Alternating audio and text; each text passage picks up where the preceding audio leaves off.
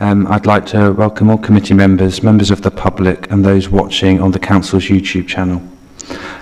Please can I remind everyone that the meeting is being live streamed and to please ensure that you use your microphones when speaking.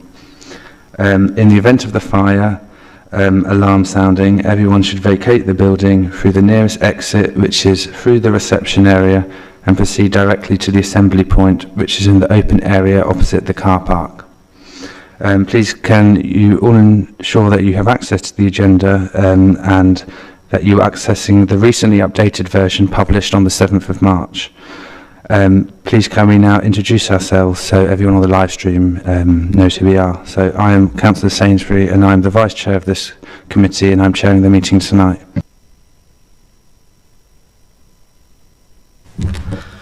Evening members, I'm Rob Hill, Assistant Director of Community Safety and Support Officer for the Chair. I'm Councillor Christian Hogg and I'm standing in for Councillor Nick Sanford. I'm Councillor John Fox for Warrington. Good evening all, I'm Councillor Nicole Moyo, Councillor for Highgate and Hempstead Ward, and I'm standing in place for Councillor Casey. Good evening all, I'm Parish Councillor Neil Boyce, Cooperative Member. Councillor Brian Tyler, representing Gunthorpe Ward. Councillor Jackie Allen, representing East Ward. Karen Dunleavy, Democratic Services Officer. Thank you everyone. I'll now hand over to Karen to go through any apologies for absence received. Thank you, Chair. As we've just heard, Councillor Casey has given apologies, Councillor Moyer is in attendance as SUP, Councillor Knight, Councillor Hazib, Councillor Fenner, Councillor Yazin and Councillor Iqbal are also given apologies. Councillor Sanford is also unable to attend. Councillor Hogg is substituting, but Councillor Sanford may be attending the virtually and in his capacity as group leader as he is unable to attend physically. Thank you. Agenda item 2 is declarations of interest and whipping declarations. Are there any declarations? No. Agenda item 3, minutes of the Community Scrutiny Committee meeting held on the 4th of January. What I will say is it's been noted that the date of the minutes says November. That's already been noted and will be changed. So please can I seek agreement that they are a true record of the meeting? Are there any objections? No? Okay, I think that's agreed. Yeah, that's fine. Agenda item 4, call-in of any cabinet member or key officer decisions. I'll now hand over to Karen. Thank you, Chair. We've had no call-ins received. Thank you. Agenda item 5, report of task and finish group to promote equality and diversity amongst councillors. I would now like to invite Councillor Shahid, Chair of Task and Finish Group, to introduce the report, and Ian Phillips, Head of Communities and Partnership Integration in attendance, who is supporting. Thank you.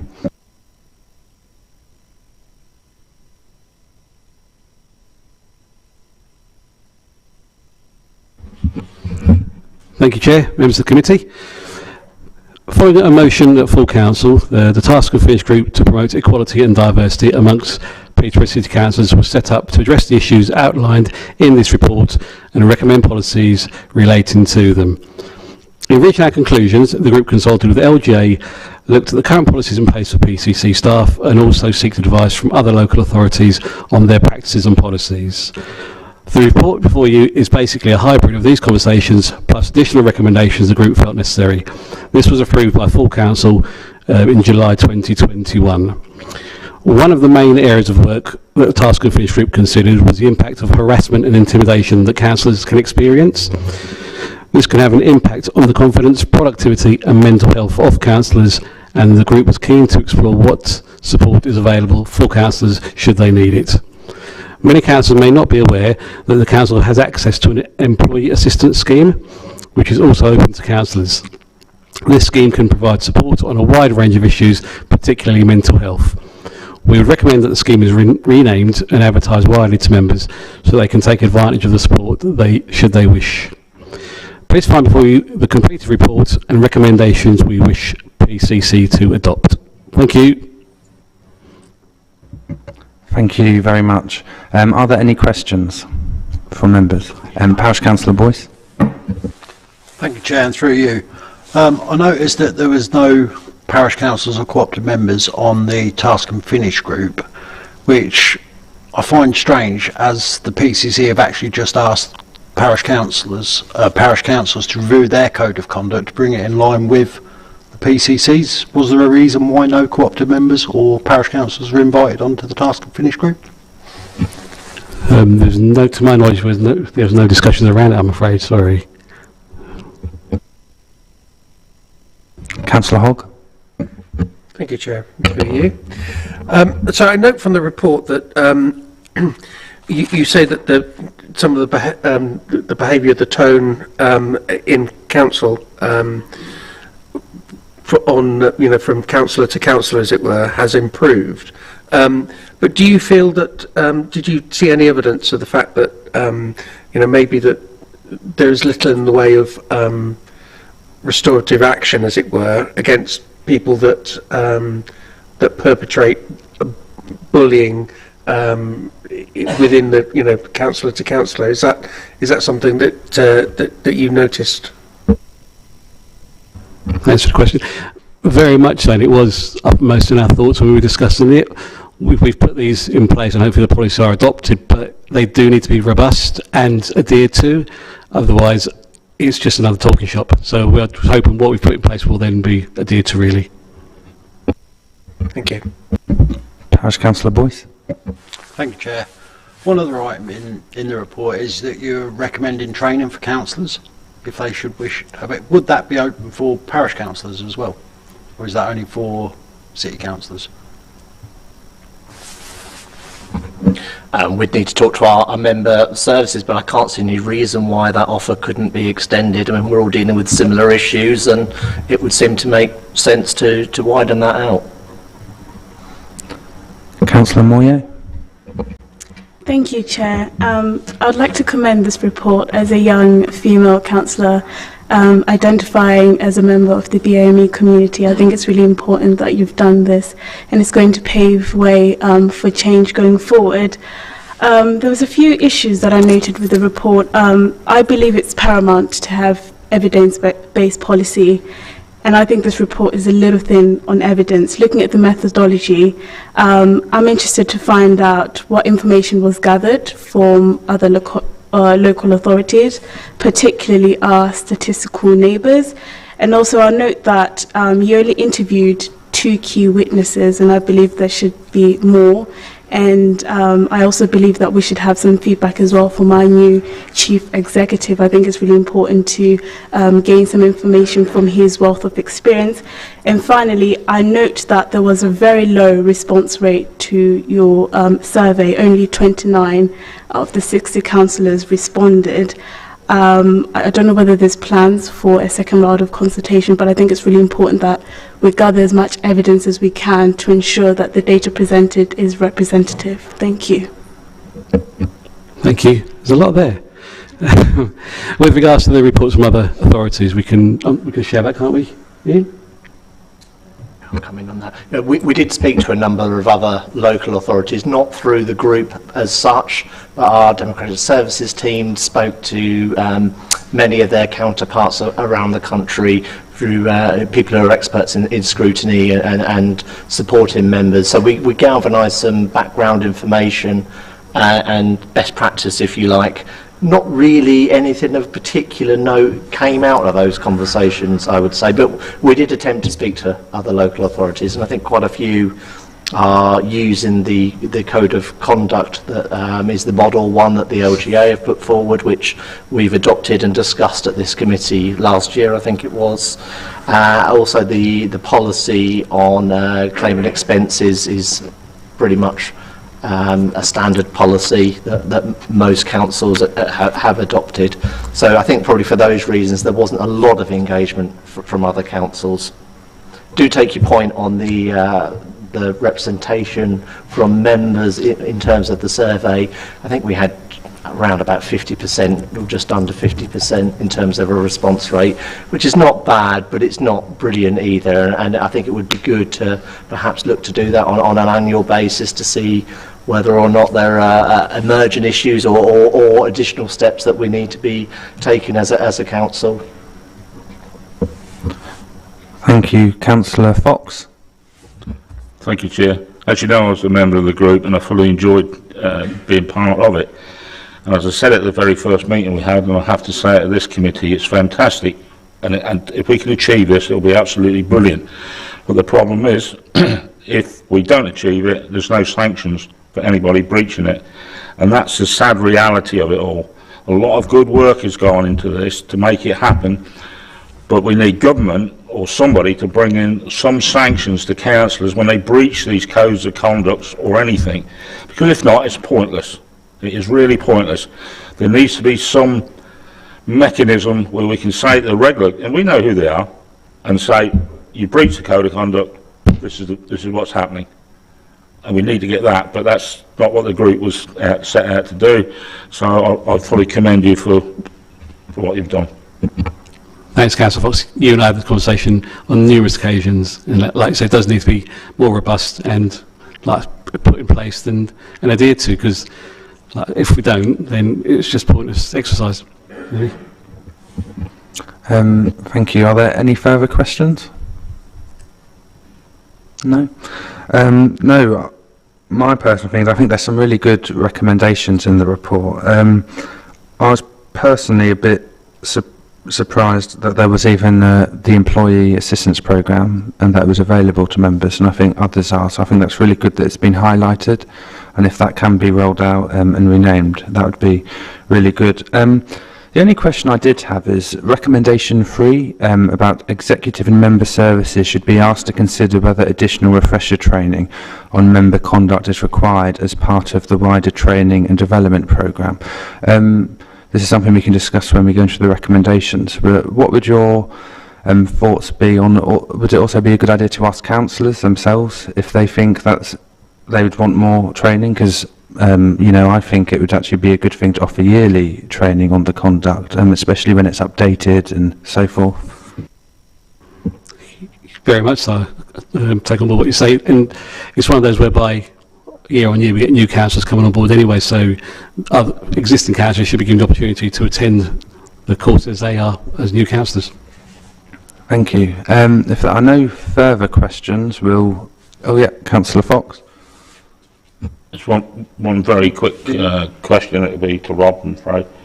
Are we employees of the council or not, as councillors? No. I'm afraid, Councillor, I don't know the answer to that, but I'll certainly take that away and find out for you. My feeling is no, but I do need to get the full answer for you, so I'll do that.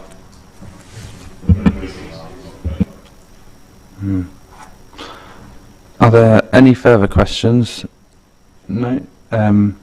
We will now go to the recommendations, and you'll have to bear with me because there's a fair few, but it is recommended that the Community Scrutiny Committee approve the recommendations developed by the Task and Finish Group, namely, the first recommendation, the Constitution should be amended to remove all gender-related titles, and in addition, the Mayor should be addressed in the same format as councillors, i.e. Mayor surname.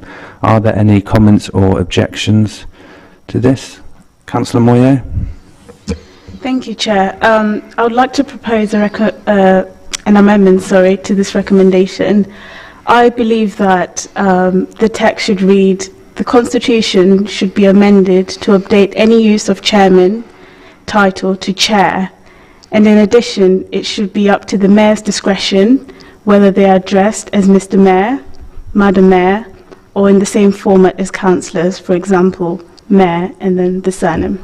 Thank you. Thank you. And do you have a seconder for that amendment? Councillor Hogg? Well, Councillor Allen, yeah, Councillor Hogg. Okay. Are there any objections to that amendment? No. And then is that agreed then as amended, that recommendation? Yep. Did you get the text for that? Cool. Recommendation 2, all councillors should be made aware of the policies around claiming expenses to meet caring needs to allow them to effectively carry out their role. As part of a wider programme of meeting, training and development needs, the publication of the availability of allowances for caring needs should be ensured. Is that agreed? Yep.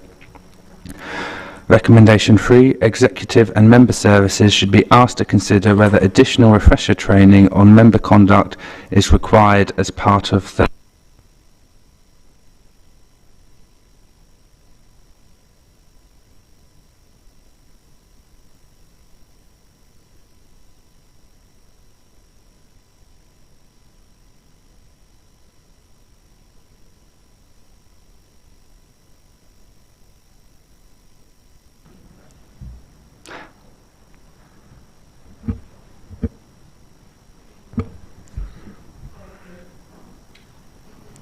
We'll just wait so the people on the live stream can hear. Yeah.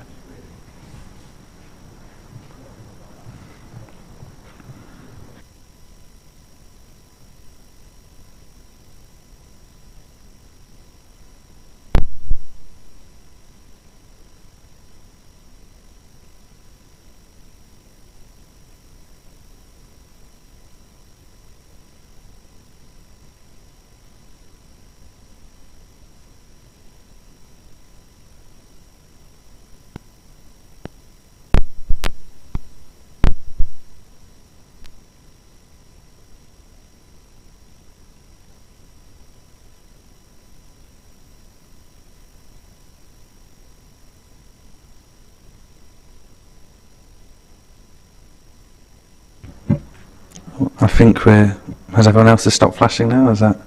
Okay, great. So recommendation 3 is executive and member services should be asked to consider whether additional refresher training on member conduct is required as part of the wider training and development programme. Would there be any objections to amending it to include executive and member services and members should be asked? Would that be okay? Yeah.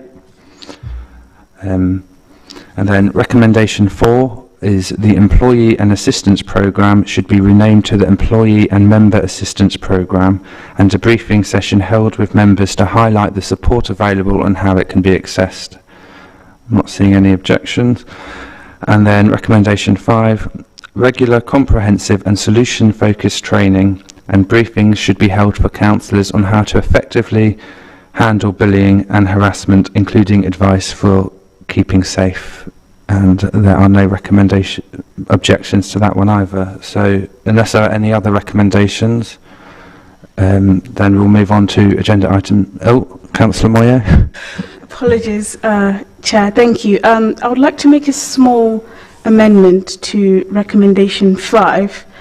I would like to propose that we should add at the end of the sentence that the training should be followed by yearly consultation from councillors. I'm not sure about the wording, to make sure that, of course, the data is representative year on year, and if there are any issues arise, we can make any revisions of the Code of Conduct. So I suppose, in short, this should be followed by a yearly consultation. Does that suffice? With members, or? Yeah. Yeah. To include? Yeah. That's right. To include a yearly consultation. Is that okay with everyone? Yeah. Yep. Great. Okay, thank you, Councillor Shahid and Ian, and we'll move on to the next item, agenda item. Thank you to the Chair, and thank you to members of the group for their input, and also to the Office for their support. Thank you. We'll now move to agenda item 6, interim report of the Task and Finish Group to examine the issues with car cruising in Peterborough. Councillor Hogg, member of the Task and Finish Group, will be introducing the report, supported by Rob Hill, Assistant Director for Community Safety, and Ian Phillips, Head of Communities and Partnership Integration. Councillor Hogg, when you're ready, if you'd like to introduce the report. Thank you. Thank you, Chair. Unfortunately, this report was supposed to be introduced by the Chair of the Task and Finish Group, Councillor Howell. Unfortunately, she's not feeling very well, and she informed me this morning, around 11 o'clock I think it was, that she wouldn't be attending. So apologies, I've not fully prepared in the way that I would normally like to do so. So I've not got a prepared speech. However, I don't think that would be, it's going to be particularly bad in the fact that this is just an interim report to allow, it's been some time since we first met, and we felt as a group that it would be worthwhile coming back to the committee to say this is where we are right now, to give the committee the opportunity to maybe input something that they feel is something that's been missed, or to sort of encourage a certain further line of inquiry going forward. Hopefully you've all read the report. We've had a number of meetings. We've heard from members, residents that have been affected by the car cruising activity. Unfortunately, we've not really had chance to have much in the way of dialogue with the car cruising fraternity themselves, which is probably not unsurprising. And we've had some input, certainly from the police, on their take on the situation, and their strategy towards it. I think I've covered more or less everything, so leaving it to you to ask the questions, I suppose. Thank you. Are there any questions? Parish Councillor Boyce. Thank you, Chair. Once again, there's no cooperative members or parish councillors on the working group, or on the task and finish group. But could you confirm whether you've actually consulted with parish councils, because they sometimes the first people who are contacted by residents, and it doesn't mention that in the report. Thank you. Okay, so I don't think there was any formal asking parish councils to be involved, but I do know that Councillor Howell is very active with her parish council in Autumn Waterville, and that she's kept them up to date with what's going on with the situation, rather than particularly what's going on within the task and finish group itself. And she's been able to feed back a lot of information from local residents from her ward, that essentially from our understanding of the activities, that is probably the biggest impact across the city, is the Stapleton Road kind of meeting point where the sort of drifting goes on, etc. So sort of the biggest hotspot, as it were. So there has been a kind of an informal route in from the parish council in that regard. Are there any further questions? Councillor Allen? It's just a thought, but we've talked about Enfortis and using them for camera surveillance. In Orton Southgate, where it's very open, would we not be able to use camera surveillance and capture the number plates? Anyone? Rob? Thank you. Really helpful suggestion. There are a number of stipulations about how we use surveillance cameras, so provided it meets the appropriate, it's called RIPA authority, behind that to surveil a public act in that way, then it is something we could do, and it's something we will certainly discuss as part of the group. Thank you. Just to add to that, there are a number of businesses in Stapleton Road, for instance, that have CCTV, and unfortunately, the police have not been able to, they've been invited to look at the CCTV footage, but they've essentially declined to do so. In terms of the Pleasure Fair car park, there are council CCTV that covers that car park, and one of the things that we are looking at is basically encouraging the CCTV operators to report in any kind of antisocial behaviour that occurs at that car park straight to the police, rather than waiting for members of the public to phone in on 101 or what have you. Thank you. Councillor Moyo. Thank you, Chair, and thank you, Councillor Hogg, for presenting this interim report. I was just interested in finding out about funding options which have been explored. I understand that there is some difficulty, particularly around enforcement. You've presented several options that may be viable, all of which are looking very expensive. So I really would be interested in what funding options have you considered, and how we intend to go about addressing this going forward. I think in terms of the actual fund, I think what we need to be doing is identifying specifically the best way forward in terms of the legal situation to deal with the physical changes to the road, specifically at Stapleton Road, and that's quite far advanced insofar as I believe highways have worked up a scheme. In fact, they've even told local businesses that it was supposed to be going in November, and it was then delayed until February. We're now in March, so that's something that the group will be looking to push to find out what is actually happening with highways on that, and essentially where the money's coming from. I think the figure that was being bandied about was it started at about 50k and it kind of went up to 70k depending on who you were talking to. So we kind of need to drill down quite hard on that and find out what the true cost will be for that. And ultimately, there are pots of money available. There's the Police and Crime Commissioner has some small pots of money that could go towards the PSBOs, possibly. But until we've found out what the best bang for buck is, at that point we'll then start to look to see where it can be paid from. So, yep. Thank you. Councillor Tyler. Yeah, I totally agree with Councillor Hogg.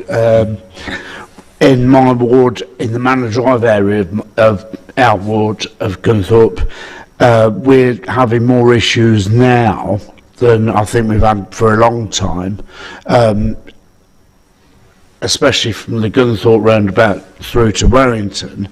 And there's also the issue now of Manor Drive. The schools are opening in September, and I think we already know that there are problems down Manor Drive itself that we've been trying to sort out. We have a meeting on Friday, and it does worry me that come September, because there is no time of the day when these guys won't be doing this, the driving. So, and it does concern me. I've had a report from David Wiles, who's the chair from the 4Cs schools, that takes in Arthur Mellows and the new schools, and they've got concerns as well, because we've got a lot of the intake of people that are coming in from Gunthorpe, Warrington, as far afield as Dogsthorpe, and some of those are going to be trying to get over the A15, and some of these guys are racing during the day. It's not just evenings that are doing it, and it does concern me where this is going to lead us, really. And I think it might be worth talking to the Police and Crime Commissioner about working together and to try to stop this, because I can see fatalities on that A15 with people trying to get across the roundabout as well. So whatever we can do together, really. So I think that trying to sort of pick a question out from that, what we have seen is sort of over COVID, because people have had freer time, shall we say, because they've been furloughed or and the roads have been emptier, there has been an emboldening of these car racers, and they've essentially sort of turned some of our parkways into racetracks, and our industrial estates into drifting tracks. And ultimately, speaking personally, I feel that the police have put this forward as being a community's issue, and they put it with the neighbourhood policing team. And I think this is quite squarely down to roads policing, and we need to have specialist officers that have a knowledge of cars, common use, etc., that are able to robustly tackle these car races, because a lot of these cars are modified. They've got modified exhausts, they've got illegal number plates, they've got modifications on their car that are not to spec. And and if they're drifting, and the tyres on some of the cars are illegal as well. So it is a question of using our resources to the best possible ability. I think it's important that the council do part of the heavy lifting too. It shouldn't be just down to the police to come up with all the solutions, but they have to be part of that solution at the end of the day. And what we're really coming towards is the fact that what we've been doing up to this point isn't working, because the situation is getting worse. And so we need fresh thinking, we need to get around the table, and we need to come up with concrete ideas as to what we can do differently from what we have been doing up to this point. And it's a question of bringing those partners together to make sure that happens. There has been a suggestion that we involve the Peterborough Safety Partnership with this. They've been looking at this separately as an issue, and they've not come up with a solution. So, I think it's a question of we really need to have some fresh thinking on this to tackle the issue robustly. Thank you. Are there any further questions? Councillor Moyer. Thank you, Chair, and thank you again, Councillor Hogg. I've got a question in regards to engaging with the car cruising community. What strategies are in place at the moment to try and engage with organisers? I ask this question because I know in the report that there's a particular difficulty in identifying individuals and those who organise events, and so I'll be interested what efforts have been made and what strategies going forward are being put in place to attempt contacting the car cruising community. Thank you. So it's difficult, because ultimately a lot of these groups are acting outside of the law, so they don't particularly want to identify themselves or certainly officially identify themselves as being the people that are organising these events. So it's all very much done in the background, and it's anonymous people. A lot of the events are not are scheduled for a time and a date, but the place is not identified until the last minute. Although actually in the last year or so we've noticed that that's starting to fall away, and they're starting to just overtly say that it is at what they call the Apex car park, which we know as the Pleasure Fair Meadow car park, and Stapleton Road, because they're emboldened by the fact that there is not the robust response to their activities that maybe they should be, and they feel that they've got carte blanche to do what they like. And this is the main issue, and the frustration that we hear from residents across the city, that are having their evenings disturbed, their lack of sleep, the smell of the burning rubber. If the wind's blowing in that direction, it can be, if you're trying to sleep with your windows open in a hot summer night, it can be really difficult, and people are finding it difficult to get up for work in the morning because of lack of sleep, and it really is quite horrendous, and it is affecting literally hundreds of residents across the city, and essentially we need to do something about this, because that's what our residents are telling us. Thank you. Are there any further questions? I can't see any, so we'll now move on to the recommendations. unless I see any hands raised, I'll assume it's approved and I'll go to the next one. So it is recommended that the Community Scrutiny Committee consider and comment on the interim report from the Task and Finish Group and endorse the report and recommendations contained within, namely, Recommendation 1, that the Council shares this interim report with Cambridgeshire Police with a view to agreeing a memorandum of understanding which supports the Council with the implementation of injunctions, community protection orders or public space protection orders. I can't see any objections. Number 2, that the Chief Executive of Peterborough City Council and a member of the Council's Cabinet agree to champion this issue and to engage with both Peterborough MPs and the Police and Crime Commissioner to secure their support in championing this issue. Number 3, that the Cambridgeshire and Peterborough Police and Crime Commissioner is asked to compile a report on how the police should tackle this issue. Sure. I should share with the group that we were contacted today by the Police and Crime Commissioner in relation to this, and the point was made that the Police and Crime Commissioner's Office do not provide operational direction for policing, and the recommendation is that discussion goes through the police operational teams, and it was suggested also that the route might be through the Safer Peterborough Partnership for that. Okay. So would it be to amend the recommendation? Yeah, so it may be, if committee feel it appropriate, that we amend that part in view of the fact that they don't make operational policing decisions, so they can't compile a report on how it should be dealt with. Can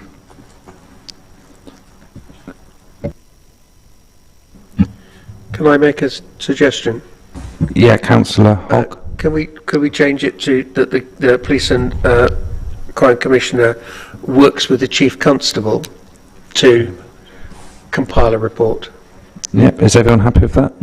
Yep, okay.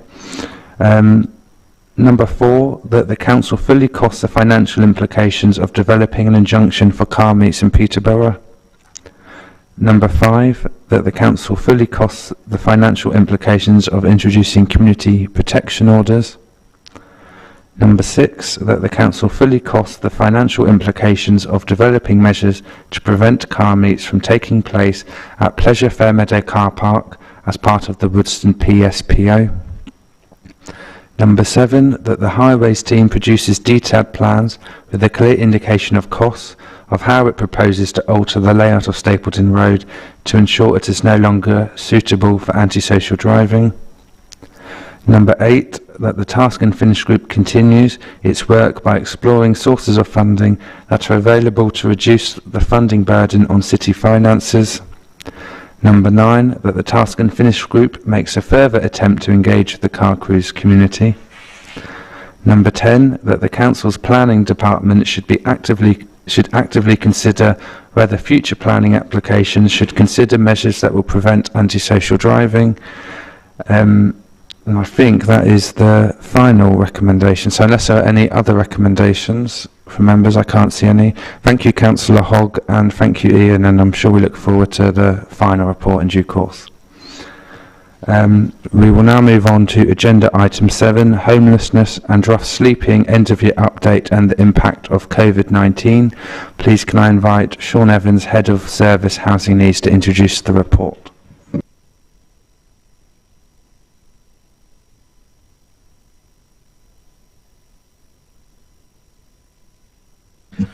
Thank you, Chair. Good evening, all. Apologies, I don't have a name badge by the looks of it, but I'm Sean Evans. I'm the Head of Service for Housing Needs. Many of you know me. I'm not going to go through the report in full detail, but I'll give you a few highlights. Hopefully, many of you've had the opportunity to read it, but this is our annual update to give you an update on what we've been up to over the last year. In housing needs.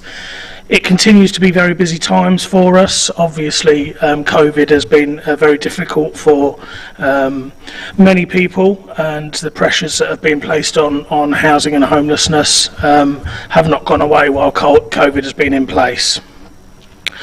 Our service delivery has been amended. We've been operating a system where customers are phoning in, but we've been dealing with emergency only cases essentially. Now as we transition into what is business as usual, now we're opening up the services again and we're able to be more responsive to those customers contacting us.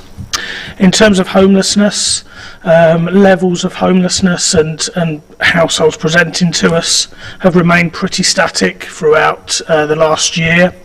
We have started to see an uptick in demand over the last few months, which is what we anticipated as we came out of COVID, and restrictions on evictions that were in place during the pandemic have been lifted. As well as the ending of the furlough scheme, we expected a few months delay on that impacting. In terms of the presentations, you'll see on page 57 of the report our presentation data. So you can see that there has been a marked increase this year of the number of households approaching us, but you'll see on the yellow columns on that report that is there's some adjusted data there. And just to clarify the adjusted data for you, the core data is people presenting. The adjusted data is those that we have a duty to assist in some way by providing advice and assistance because they're homeless. The reason there's not adjusted data for previous years is because this year we introduced an online portal for people to be able to make homeless presentations through our website. And those number of presentations come through without any filtering. So the grey column on there for 2021 is the number of people that presented to us, and then the subsequent golden columns are those where we had a duty to assist them because it was assessed that they were homeless or threatened with homelessness and required assistance. In terms of rough sleeping, obviously we've been responsive to rough sleeping throughout the pandemic. Right at the very start of the pandemic, we opened up a number of rest centres in local hotels, offering accommodation to people that would have been sleeping rough in the area.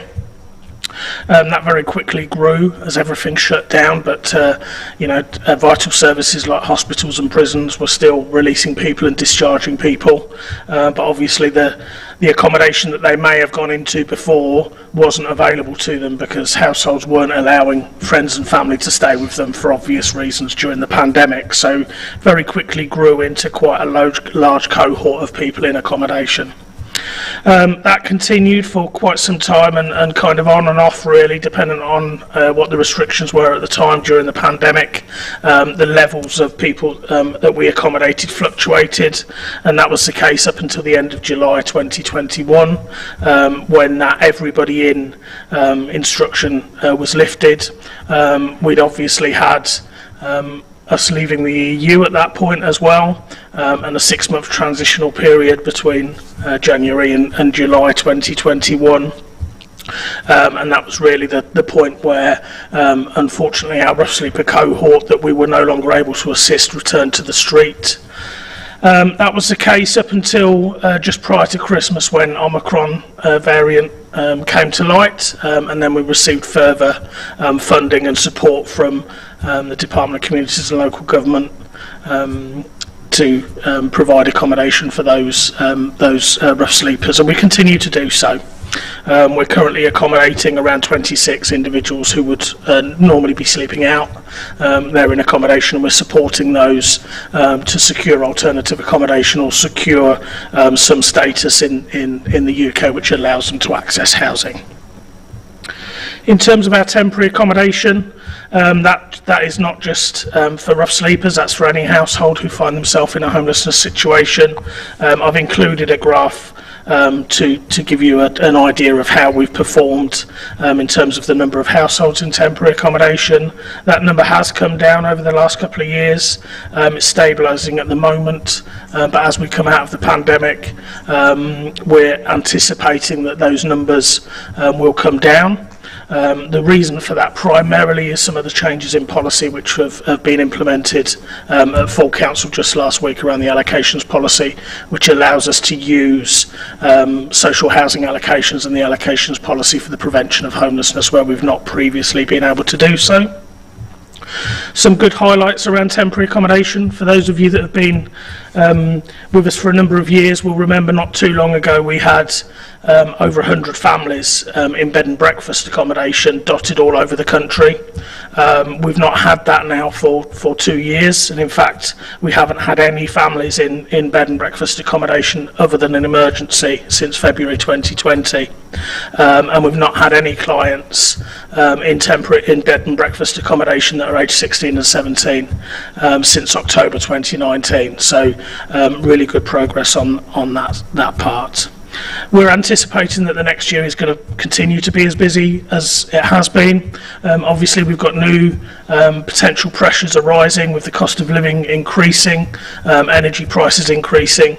It's going to leave less money for people to be able to afford their day-to-day living costs. So we're going to have to navigate our way through that over the coming year. And obviously, what's going on in Ukraine at the moment, there will undoubtedly be a part to play for housing in that response as well. So we wait and see what that brings. But that's an overview of what's in the report, and I'd open it up to any questions. Thank you very much. I would like to ask the first question on the Protect and Vaccinate programme. I wondered if you could share with us, how successful that was and some more information on that, please. Yeah, thank you, Chair. So just prior to Christmas, we had an emergency contact from our colleague at DLUC who advised us that us, as well as every other local authority in the UK, were going to receive some funding, and the instruction essentially was to protect people from the Omicron variant, and also to utilise the funding to try and increase the uptake in vaccinations with this cohort. So we immediately provided accommodation. That accommodation was from a number of providers in the city. Fortunately for Peterborough, we've got really good links with local health professionals, and we've actually got a GP in Peterborough that works with us under our Rough Sleeper Initiative programme, and we're able to utilise that GP and the medical practice that they're assigned to support an offer of vaccination for the rough sleeper cohort that we're working with. It's not been 100% successful. There is still some vaccine hesitancy amongst the cohort that we're talking about, but certainly we have seen an increase in people taking up the vaccine, and we have seen a number of people that have moved from having no vaccine at all to having 1 or in some cases 2 doses. Actually, we were a bit surprised, have to be honest, that there was pretty decent uptake with that cohort anyway. But giving them a little bit of stability has enabled them to be able to take their second dose, and we've had a couple that have even had their booster vaccination as well. Thank you. Are there any questions? Councillor Hogg? Yes, I'm not sure that it's mentioned here, but I know that there are a number of locations across the city where shelters for when the weather gets bad for rough sleepers. There seems to be a programme emerging whereby there's some compact self-contained units that are coming online, and I just wondered, could you kind of update us on where they are? Are they coming online soon? Have they been ordered? And when will they come online? So they're actually online. So we partnered with the Light Project Peterborough. Light Project Peterborough led on a bid to Housing Justice and Homelessness Link around making essentially safe sleeping spaces. So they're not accommodation. They are a safe place for somebody to get their head down, and they're essentially a bit of a porter cabin that has got a bed, a toilet, electric charging points, and it provides somebody with a safe sleeping space. We're working with the churches and the faith sector. There's currently 2 sites, 3 units that have been sited. And we're supporting individuals in that accommodation. I say we, it's royal we. It's essentially the Light Project that are coordinating it, but we're working with them to identify clients that would benefit from that. As well as providing the safe sleeping space, what's key is that they link into the local community as well. There's a lot of support there from the community and the churches, and often having a roof over your head is not enough, and you need that additional support from those individuals as well. So it's still in its very early stages. They've only come on stream in the last few weeks. It's typical that when we put the bid in, we didn't have the Protect and Vaccinate programme. So when they came on stream, we were accommodating pretty much everybody, so there was nobody to go in the units. But there are some people in there now, and we are seeing that as another string to our bow, really, another option for people to leave the streets where taking on accommodation might be too much for them in the early stages. Provide them with a safe sleeping space and then work with them to find something more suitable. Very good. Just supplemental to that. So are we seeing that the people that are availing themselves of that new facility are maybe different from where, with the shelter, where they were sleeping together, that because they've got their own space, that they're now availing themselves of that, rather than sort of going, actually, I don't really want to get involved in a shelter, for instance? It's hard to say, because we haven't had night shelters since the start of the pandemic, was some 2 years ago, because of that shared kind of airspace, and we've not been able to. It's hard to say that it's working as a replacement for that, or are people taking up that offer because they're not keen on the night shelter option? I think what we hope to achieve from it is that for those where there's been that hesitancy about going into a setting like a night shelter, or indeed going into temporary accommodation where they have all the responsibility of utility bills and council tax and all the like, this provides them with a bit of a halfway house where they get the accommodation without all the responsibility, and then we work on the responsibility part after that. So, sorry, not really an answer to your question, but it provides a bit of context. Councillor Allen. Thank you, Chair. Sean, I was going to talk about the pods that Councillor Hoggers referred to. Once people use that space, do they have to leave by a certain time the following day, or how does that work? Please. Yeah, so we've been quite specific. It is a safe sleeping space. It's not accommodation, so it's somewhere for somebody to bed down overnight and be safe, essentially. So it's an alternative to sleeping rough. Okay, so they do have to leave the accommodation in the morning.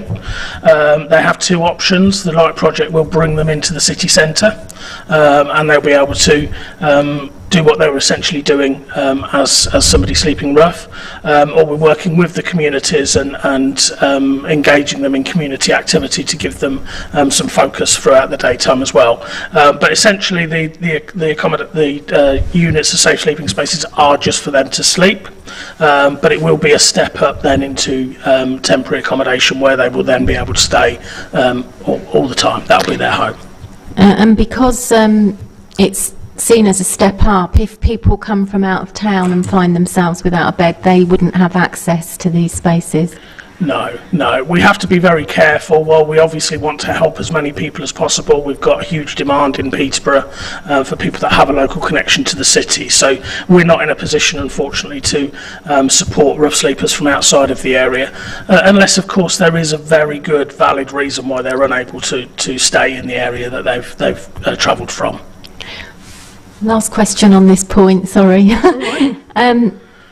Do you actually break down and analyse the demographic of the people that are coming into homelessness by age, by sex, and are you seeing changes within that? And if you are, what flags are being put in place to try to manage that? Yeah, so we analyse our data to death, to be honest with you, and we collect as much as we're able to within reason. And yes, it is fair to say that there has been a bit of a change in demographic over the last few years. We are seeing more women present to us as homeless now. We do work quite closely with the police and some colleagues as part of a vulnerable women's cohort, those that are susceptible to sexual exploitation, sex work, and looking at how we can ensure that we've got suitable provision for those households across our temporary accommodation portfolio. So we do have one property that we've assigned for females only. We continue to work with those organisations to develop that offer further. One of the things that I suppose we were a little bit blind to, it's fair to say, a few years ago, was that we do sometimes have people that present to us as homeless because they're in a crisis situation. But then when we do digging into their homelessness, actually they've got accommodation available for them. But without doing a little bit more digging as to why they're presenting to us as homeless, it could be that that accommodation offer is available to them, but there are things that they have to do in order to keep it. Right. And we need to ensure that we're offering a safe place for those women so that they're able to come out of that risky situation and into accommodation. So we continue to develop that. We are getting there, and it's certainly much better than it was a few years ago, but it's continual work. Thank you. Councillor Tyler. Yeah, thank you, Chair. Sure. I don't know, it seems to have happened over the last year. Do you have any engagement with the supermarkets as such? Because it seems to be now Morrison's, the Lidl's, the Aldi's or whatever, they're now getting their share of homeless people that either sit outside the doors of the centres, or in the case of Morrison's down Lincoln Road, they're actually sitting on the junction where the traffic lights are. And I've said it myself, it's dangerous. Some of these guys are going to get themselves hurt one of these days. You know, I think we've all done it. I brought food for some of these guys and given them the food, but they'd much rather have the money so that they can buy drink or drugs or whatever it is. It just seems to me that we need to do a bit more either working with the supermarkets, are we, for one thing, and, you know, what else can we do? Because, you know, I think some of these people do have accommodation. In fact, I know a couple definitely do, and they're portraying themselves as homeless, and, you know, I don't know, there just seems to be a safety issue for quite a lot of people. Women drivers on the road are getting intimidated because these guys are sort of coming up to them in the cars. So what are we doing? Are the supermarkets doing enough? Are we doing enough with the supermarkets to sort of knock this sort of thing on the head? Yeah, it's a continual battle, to be honest with you, Councillor. Obviously, those people that are siting themselves outside a supermarket in town or wherever and undertaking begging activity, they're doing it for a reason, okay? There is generally a root cause to their begging activity, and unfortunately, in many cases, it is as a result of addiction, whether that be drug or alcohol addiction. In terms of our work with them as a homeless individual, our offer is open to anybody that's eligible for assistance, and generally the individuals that you're referring to specifically at Walton, I live near Walton as well, and I see them every day when I drop my kids off at the bus stop and visit the amenities there. There's no doubt that those individuals have accommodation or have had an offer to leave the streets. Okay, many of them are quite open and honest with us that, you know, they're not in accommodation because they're not going to make enough money if they go into accommodation, and they need to be close to their pitch, as it's termed. The outreach team have been speaking to the supermarkets. They're available for the supermarkets for any advice and assistance. Some of the areas we don't have much jurisdiction over because it's private land, essentially. It's not council land, but we will still offer support as and when requested. I think there is some work that we could do as a bit of an expansion on our Operation Luscombe work that we've been doing with the police around begging. That's primarily been in the city centre, but we could explore how that could work outside of the city centre. But of course there's not much by way of legislation in order to take any enforcement action against homeless people essentially, or people begging. And I think the latest is that the Vagrancy Act has been repealed. If it's not been repealed, it's very close to being repealed, so the police's powers will be even less than what they were before around that type of activity. So I suppose in answer to your question, yes, we are working with them. We will continue to work with them. Our advice to the public is if you want to support a homeless individual, then there are a number of organisations out there that can do really positive stuff to support people leaving the streets, and make donations to them. The Safer Off the Streets initiative covers all providers in Peterborough, and will be supportive of anybody that's rough sleeping. So make donations to those. Thank you. Are there any more questions? Councillor Hogg? So just to touch on, I know it's a bit of a muddying of the subject. This is kind of the other end. I just wanted to know what the supply is like in terms of social housing coming on stream right now. Are we in desperate need, or is it looking encouraging? Could you just give us a feel for where the housing supply is right now? Yeah, it's challenging, is how I would term it. So I've said many times before in these meetings, the delivery of housing at the moment is patchy. That's some due to COVID and supplies and being able to procure the raw materials to build houses is slowing down delivery.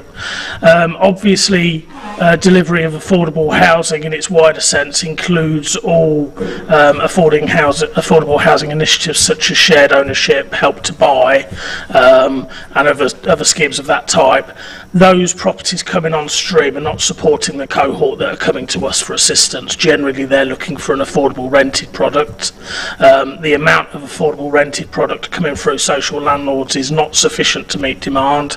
It hasn't been for a few years, hence why we're having to look at alternative solutions to those issues, or focusing our attention on preventing homelessness from happening in the first place. So the service has shifted somewhat over the last sort of 5 years, where we were able to provide temporary accommodation for a short period, then house somebody relatively quickly, to now where we have to focus our efforts on keeping those people in those properties, preventing them from coming into temporary accommodation unless it's absolutely necessary, and then making sure that their stay in temporary accommodation is as short as possible by finding an alternative solution.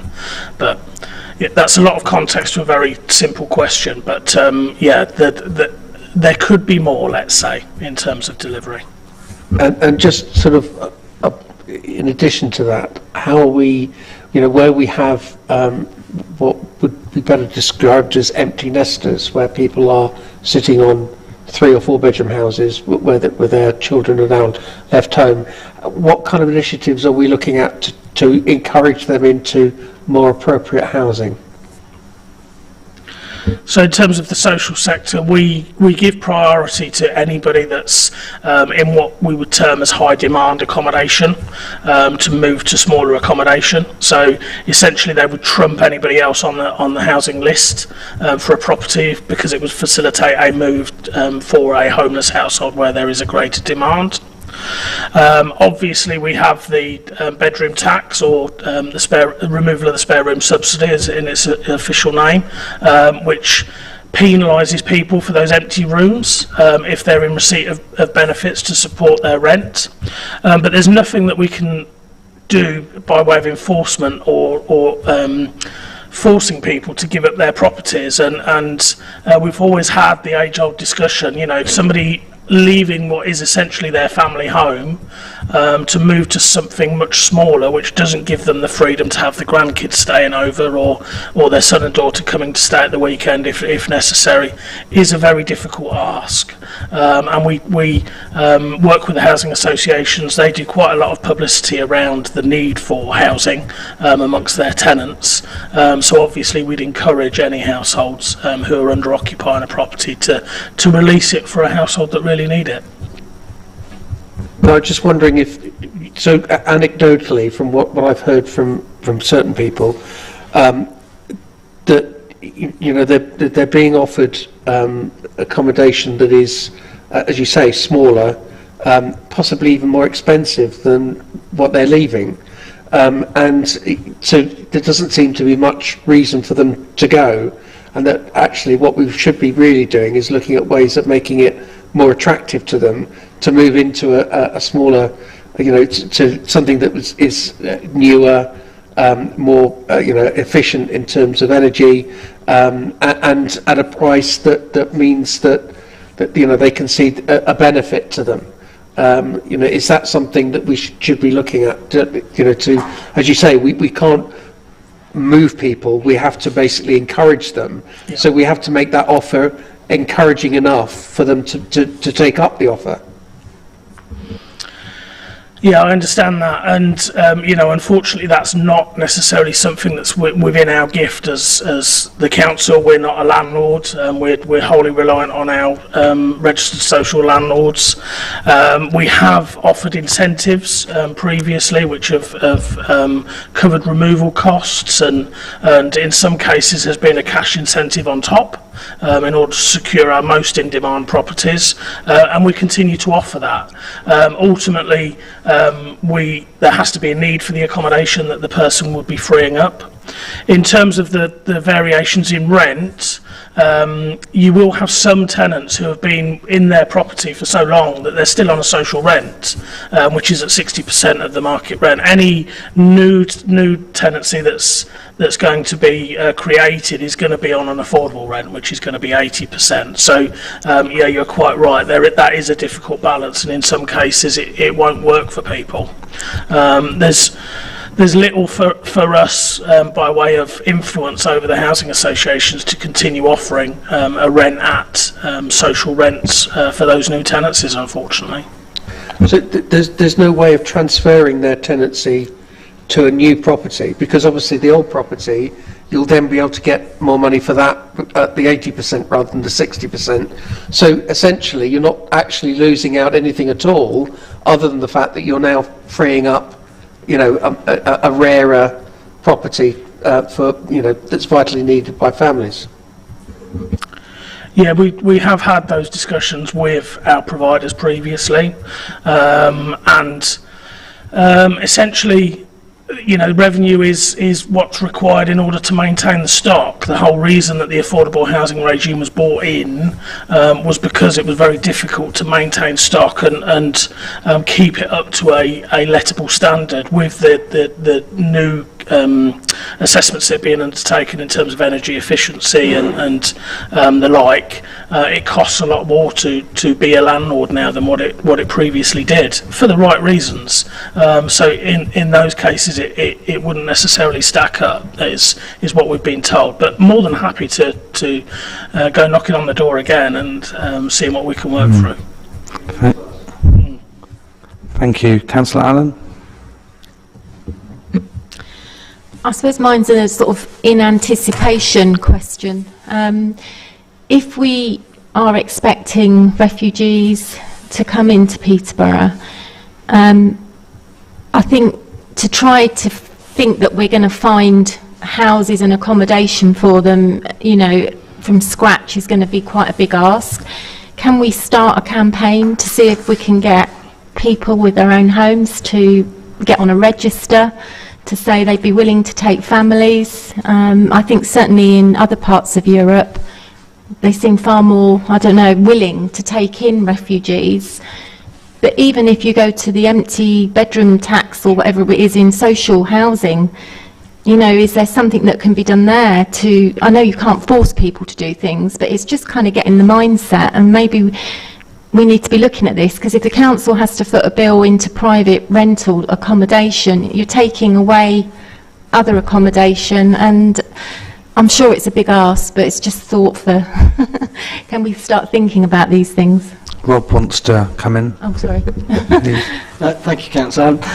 Just to offer some reassurance, we've started a lot of detailed discussions this week around how we support the Ukrainian crisis, and providing accommodation is one of the plans that we're looking at.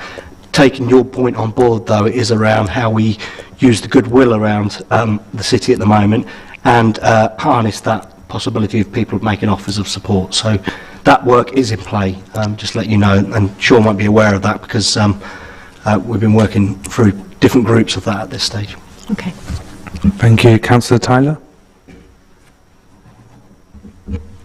several years ago, there, if I remember right, there was a willingness to buy different, not Peterborough I don't think, but other cities in the country, about providing prefabricated units for people as temporary accommodation. Would that, I mean, financially it's probably going to be very expensive, but wouldn't that be a solution of sorts?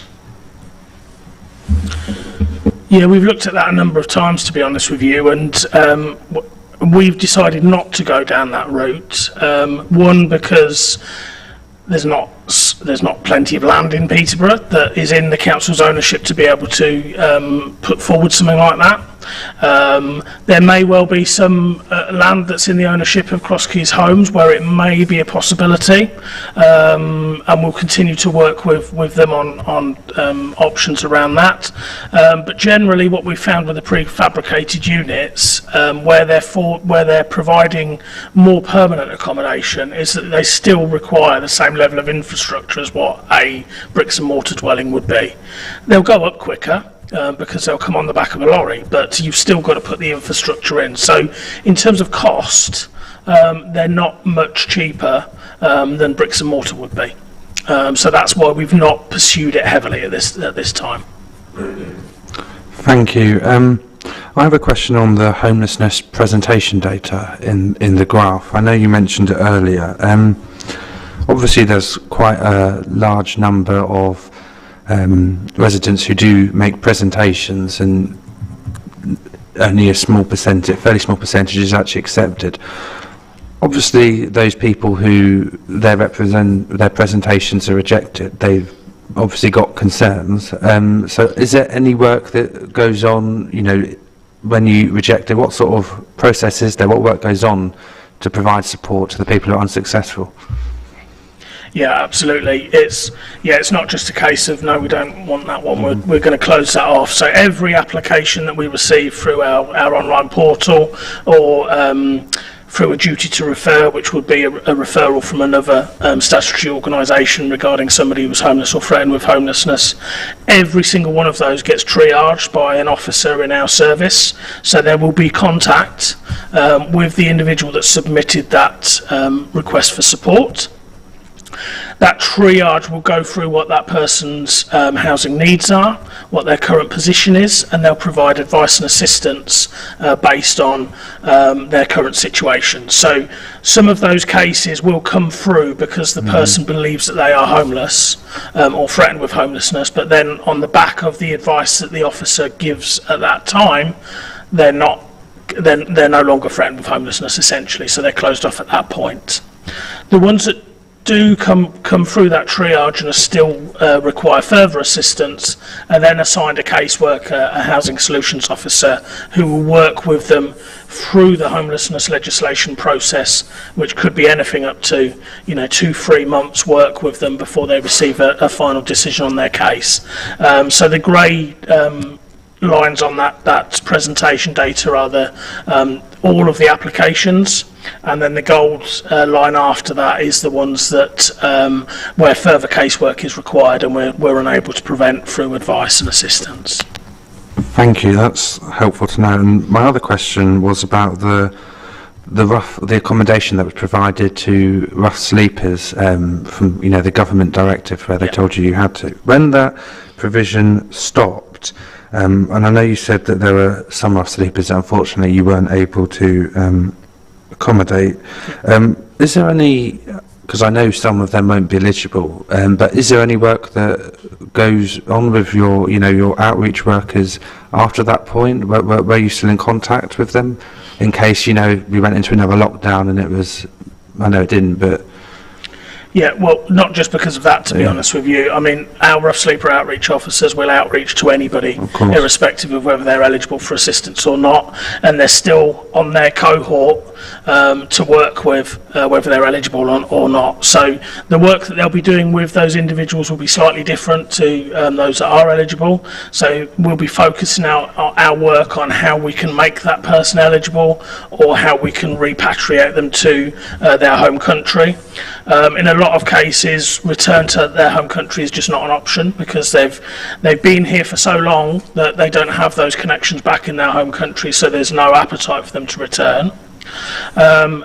When I say helping them to become eligible, the EU eligibility regulations state that somebody has to be resident in the UK for 5 years legally to acquire permanent settled status.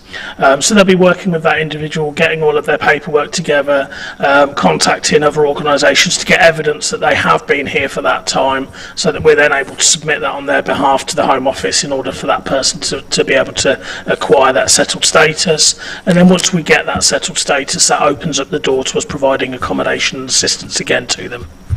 Thank you. Are there any further questions from members? Nope. No, in that case, we'll go to the recommendation.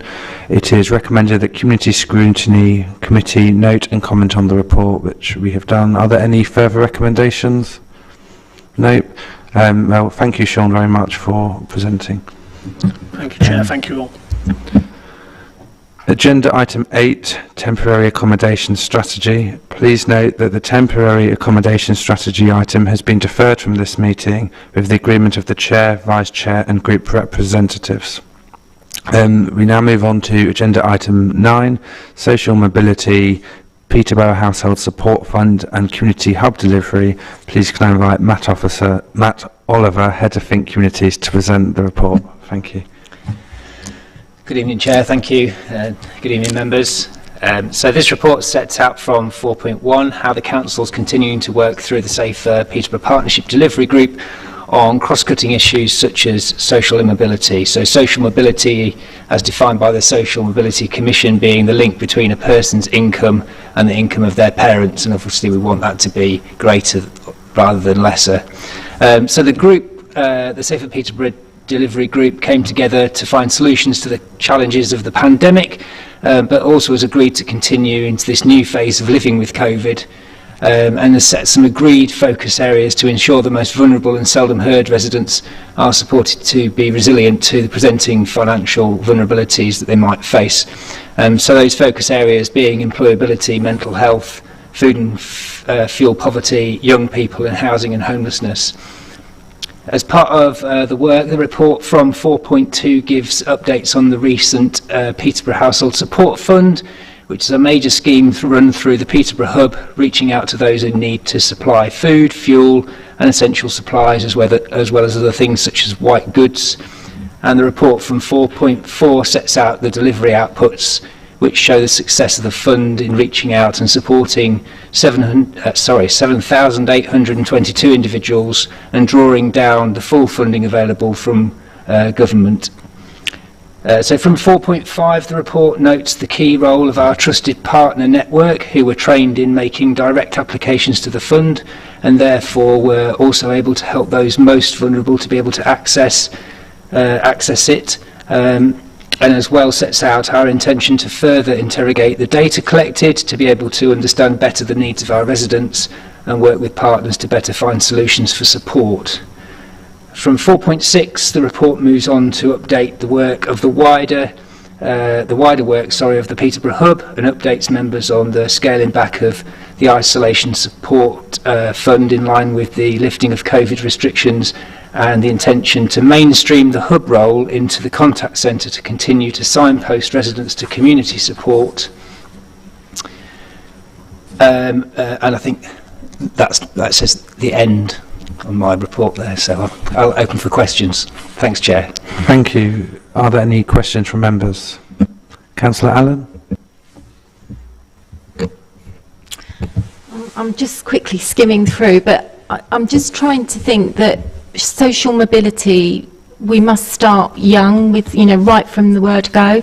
And I'm just wondering, because education sort of sits with education, but the early years, which I know sits with education as well, some of those centres are kind of more community based, and obviously they'll get, I suppose, what they call, I don't know, is it restricted or no, funds that they have to allocate, but they might be using that space for other things. And I'm just concerned that they may be losing out on funding and opportunities. And I'm just wondering if you actually do link back in with that education. Yeah, the answer is yes. So we're really blessed, actually, that the Safer Peterborough Partnership Delivery Group has that cross-cutting membership on it. So we do have early years representation, as well as early help representation, as well as representation from college and from the Targeted Youth Support Service.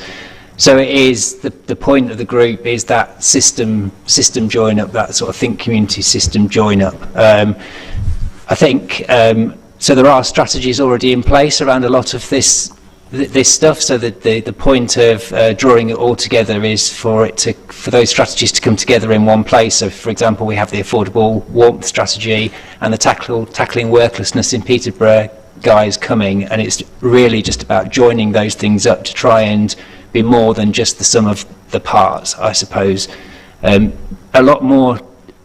This was just a big piece of work in this report that was particularly relevant at the time, but I'm hoping I'm going to be able to bring much more to this committee around kind of the join up of social mobility, and starting from that young age is absolutely critical.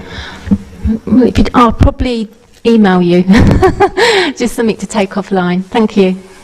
Thank you. Yeah, Parish Councillor Boyce. Thank you, Chair. Matt, clearly there was a large number of requests for assistance and applications for assistance. Now that it's being drawn down, did you take note of the demographics of those, so further work can be done by the PCC community groups and charities in those areas and target those areas? Yes, we did. That was one of the real benefits of delivering the scheme in the way that we did, is that we were able to capture that information at the end of the report. We do go on to say that we need to further interrogate that information. We need to work appropriately through the information sharing protocols and GDPR, but I think that there will be some really good learning from that, and some information that we could start to work with communities on to be able to target support more in a more focused way. Yeah. Thank you. Any further questions? Councillor Hogg? Sorry, I'm not entirely sure. As I said earlier,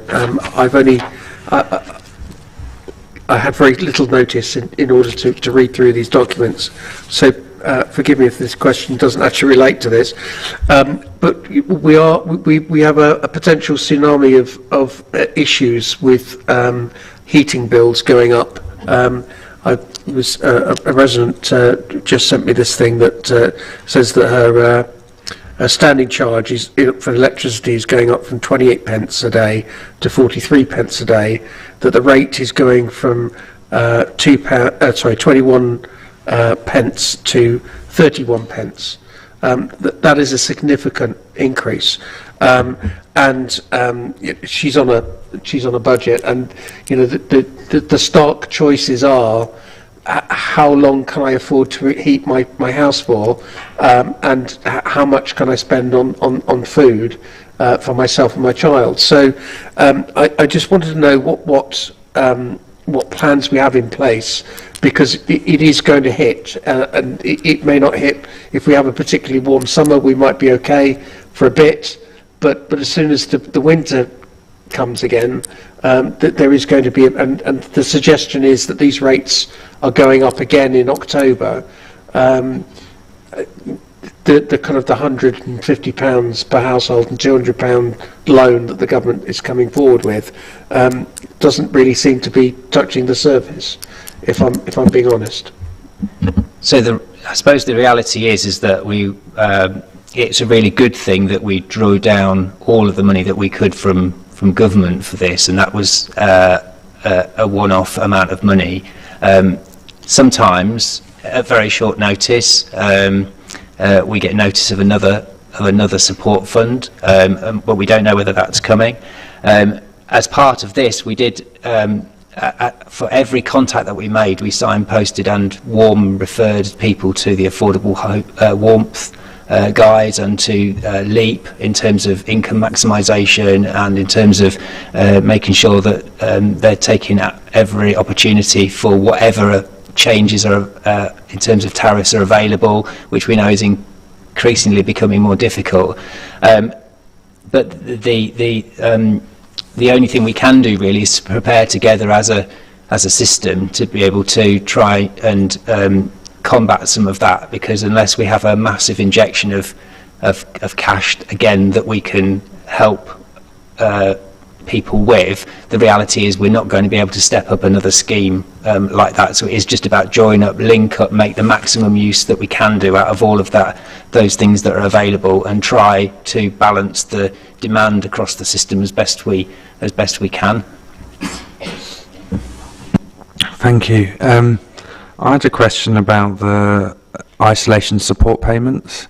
With that being de-escalated, what impact do you think that's going to have on council services? Because, you know, there's still going to be residents who will need, you know, with restrictions stopping, they're still going to need support. Yeah, that's something that we're looking really closely at with our public health partners. There's a programme called the Enduring Transmission. A little while ago, at the height of the pandemic, Peterborough was kind of designated as a place that had enduring transmission, and I think that the questions are being asked about what we could continue to step up for people who need to, or who would like to isolate but can't because they need to continue to go to work, for example, and therefore we could support them to do that. The discussions that we're having, though, are we're quite limited in what we can do enforcement-wise, given that there's no requirement for people to now isolate. So I think it's about de-escalating that part of the isolation support scheme, which followed on from, there were two parts to it. There was a national scheme, which is like the mandatory scheme, and then there was a secondary scheme, which was a discretionary scheme, which we're now de-escalating. But I still think in terms of the enduring transmission, it's worth thinking about what we can do to support people who otherwise might continue to go to work and therefore continue to sort of transmit COVID. Thank you, that's really helpful. Are there any further questions? No, I can't see any more, so we'll go to the recommendation, which is, it is recommended that the Community Scrutiny Committee note and comment on the delivery, outputs and approach of the Peterborough Household Support Fund and Community Hub delivery, and note and comment on the plans to de-escalate isolation support payments in line with national and local removal of COVID restrictions, which I think we've done. So thank you, Matt, for your report. We now move to agenda item 10, monitoring scrutiny recommendations. I will now hand over to Karen to go through this item. Thank you, Chair. This is a regular report presented to committee, and you're asked to note the completed items in Appendix 1 of the report and any updates, and whether you are happy for the recommendations marked as completed, or if there are any recommendations that you still wish to remain as ongoing. Does anyone have any comments? No. So it is recommended that the community scrutiny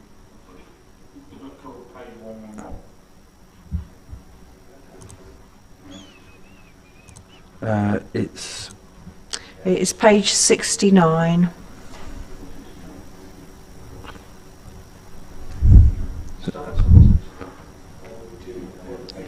Isn't it 67 to 74? It says.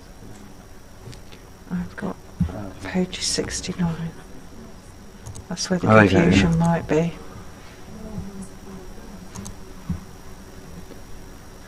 No, forward plan's the next one. Yeah.